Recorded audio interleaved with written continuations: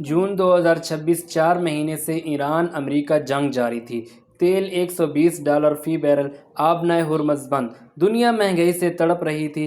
फिर अचानक पाकिस्तान के वज़ीर आज़म शहबाज शरीफ ने ट्वीट किया, जंग ख़त्म, अमेरिका ईरान अमन मुआहदा हो गया।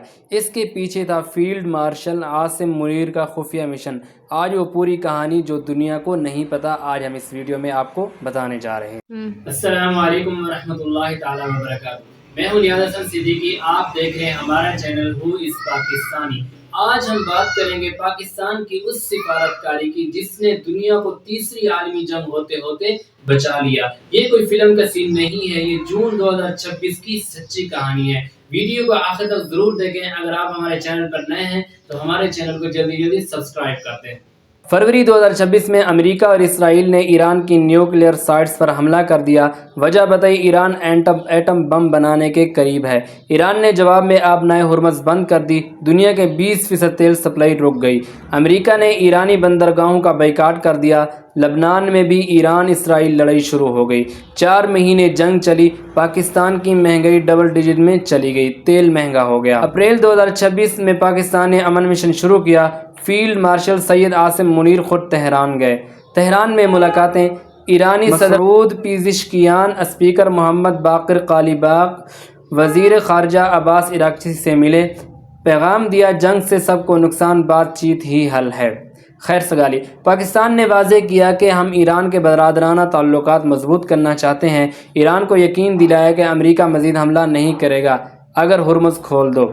इसी दौरान वज़ीर आज़म शहबाज शरीफ सऊदीया अरब, कतर, तुर्किया गए। सदर एर्दोआन से अंतालिया में मिले। अरब मुल्कों को राज़ी किया कि ईरान पर दबाव ना डालें। जून के पहले हफ्ते में ब्रेक थ्रू हुआ। शहबाज शरीफ ने एक्स पर ऐलान किया, अमेरिका ईरान अमन मुआहदे का फाइनल टेक्स्ट तैयार हो गया है। फौरी जंग बंदी, हर महाज पर लबनान समेत फौजी कार्रवाइयाँ हमेशा के लिए बंद। आबनाए हुर्मुज़ जुमे को मुआहदे पर दस्तखत होते ही खोल दी जाएगी।